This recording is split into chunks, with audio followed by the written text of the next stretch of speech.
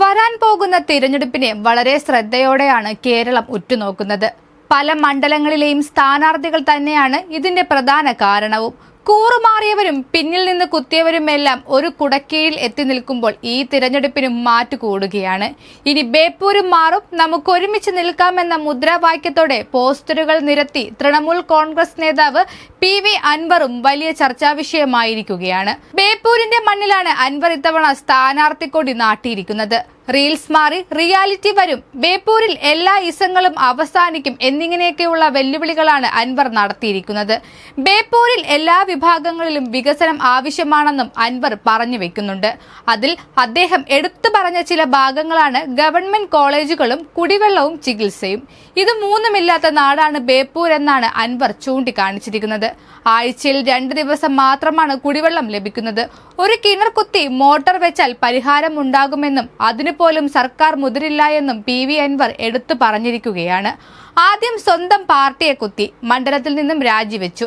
നിലമ്പൂരിൽ നിന്നും ബേപ്പൂരിലേക്ക് ചാടിയിരിക്കുകയാണ് PV അൻവർ എന്നും കൂടെ വിട്ട് കൂടുമാറി ഇപ്പോഴിതാ UDFന്റെ കീഴിലേക്ക് ചേക്കേറിയിരിക്കുന്നു എന്നുമാണ് എതിർ പാർട്ടികൾ പറഞ്ഞു നടക്കുന്നത്. നിലവിൽ ഇടതുപക്ഷം ഭരണത്തിലിരിക്കുന്ന മണ്ഡലമാണ് ബേപ്പൂർ. ഇത്തരത്തിൽ ഇടതു കോട്ടയിലേക്കാണ് വെല്ലുവിളിയുമായി PV അൻവർ ഇറങ്ങാൻ പോകുന്നത്. 2021 തെരഞ്ഞെടുപ്പ് എടുത്തു നോക്കിയാൽ 49.9% വോട്ടുകളുടെ ഭൂരിപക്ഷത്തിലാണ് മുഹമ്മദ് റിയാസ് ബേപ്പൂരിൽ അധികാരത്തിൽ വരുന്നത്. അതേസമയം ഇന്ത്യൻ നാഷണൽ കോൺഗ്രസിന് 32.5% നേടാൻ കഴിഞ്ഞത്. ഇത്തരത്തിൽ ഇടതുപക്ഷം വാഴുന്ന ഒരു മണ്ഡലത്തിലേക്കാണ് PV അൻവർ മത്സരിക്കാൻ ഒരുങ്ങുന്നത്.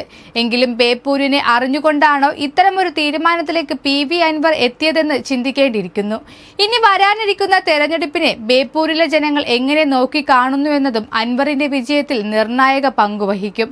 അതോടൊപ്പം തന്നെ അൻവറിനെ ബേപ്പൂരിൽ നേരിടാൻ പോകുന്നത് ആരെന്നുള്ളതും എടുത്തു പറയേണ്ടതാണ്. ബേപ്പൂർ MLAയും ടൂറിസം വകുപ്പ് മന്ത്രിയുമായ മുഹമ്മദ് റിയാസാണ് തെരഞ്ഞെടുപ്പിലെ PV അൻവറിന്റെ മുഖ്യ എതിരാളി. മുഹമ്മദ് റിയാസിനെതിരെയും രൂക്ഷമായാണ് അൻവർ വിമർശനങ്ങൾ നടത്തിയിട്ടുള്ളത്. ടൂറിസത്തിന്റെ പേരിൽ കോടികളുടെ കൊള്ളയാണ് റിയാസ് നടത്തിയതെന്ന് അദ്ദേഹം പറഞ്ഞു.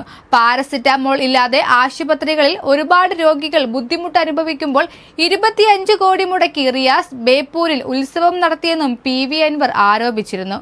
എന്നാൽ ടൂറിസം വകുപ്പിന്റെ വളർച്ചയിൽ മന്ത്രി മുഹമ്മദ് റിയാസിന്റെ പങ്ക് വളരെ വലുതാണെന്ന പക്ഷക്കാരാണ് കേരളത്തിലുള്ളത് എന്നാണ് ഇടതുപക്ഷത്തിന്റെ വാദം. അതേസമയം ജനത്തിന് മുമ്പിലേക്ക് കാണിച്ചു കൊടുക്കാൻ എന്ത് വികസന പാരമ്പര്യമാണ് PV അൻവറിനുള്ളത് എന്ന് വലിയൊരു ചോദ്യവും ഉയരുന്നുണ്ട്. കേരളം തിരഞ്ഞെടുപ്പിലേക്ക് അടുത്തുകൊണ്ടിരിക്കെ പ്രചരണ പരിപാടികളുടെയും വാഗ്ദാനങ്ങളുടെയും പെരുമഴയാവും ഇനി കേരളത്തിലുടനീളം. അൻവർ പറഞ്ഞു വെക്കുന്ന രാഷ്ട്രീയമാണോ റിയാസിന്റെ വികസനമാണോ ജനങ്ങൾക്ക് ബോധിക്കുക എന്ന് തിരഞ്ഞെടുപ്പ് ഫലം വരുന്ന ദിവസം അറിയാം.